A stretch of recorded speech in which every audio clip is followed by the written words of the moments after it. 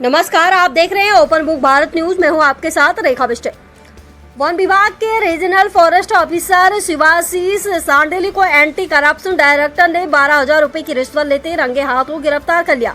घटना लखीमपुर के सरकारी आवास पर हुई, जहां एक डंपर मालिक से रिश्वत मांगने के दौरान अधिकारी को पकड़ा गया।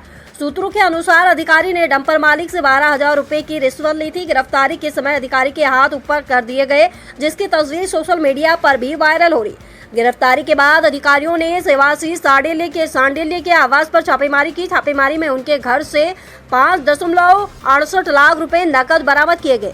इस राशि के स्रोत का पता लगाने और बड़े स्तर पर भ्रष्टाचार की जांच के लिए विस्तृत जांच शुरू कर दी गई है। एमएलए मनाव डेका की सूचना और सक्रिय फॉलोअप पर यह पूरी कार्रवाई की गई। अधिकारियों ने बताया कि आरोपी अधिकारी के खिलाफ आगे की जांच जारी है। इस मामले में और भी लोगों के शामिल होने की आशंका जताई जा रही है। আৰু তেনেকে হেতি মোক ভয় ভাবুকি ষ্টাফৰ আৰু ৰেঞ্জাৰ লখিমপুৰ ৰেঞ্জাৰজনে ভয় ভাবুকি দি থাকে। গাড়ী চলাব মাহেকীয়া চিষ্টেম কৰিবলৈ কয়। মই মাহেকীয়া চিষ্টেম কৰিব নোৱাৰাত যেহেতু মোৰ ডাম্পাৰ তিনিখন চলি থাকে আৰু তিনিখনৰ লগত মোৰ হেণ্ডিমেন ড্ৰাইভাৰ এটা ফেমিলি চলি থাকে আৰু সেই অনুপাতে মোক তেওঁ পইচা দিবলৈ কয়। আৰু আজিকালি বেপাৰো বৰ ভাল নহয়, তেতিয়া মই পইচা দিব নোৱাৰাত তেনেকে গাড়ীবোৰ মোক বাটে বাটে ৰখায়। আমি চালানটো কাটো, চালানটো 6 ঘণ্টা সময় থাকে, কেতিয়াবা আমাৰ পামচাৰ হয়, সেইকাৰণে আমাক অকণমান টাইম লাগে। কেতিয়াবা তেনেকুৱা টাইমত আমাক যদি পাই যায় তেওঁলোকে আমাক ৰখাই হাইস্পেণ্ড খোজে, পইচা দাবী কৰে। তেনেকে মোক পৰহি দিনাখনি পইচা দাবী কৰিছিলে।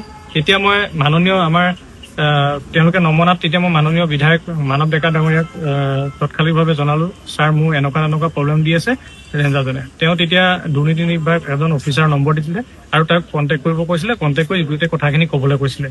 আৰু যিহেতু বিধায়কজনৰ কথা জানে, দুৰ্নীতিৰ ক্ষেত্ৰত কোনো পৰিচয় নিদিয়ে, তেনে ক্ষেত্ৰত মই সেই বুদ্ধি লৈ পেলাই তেওঁৰ ওচৰলৈ গৈ তেওঁ অফিচাৰজনক ফোন কৰিলো।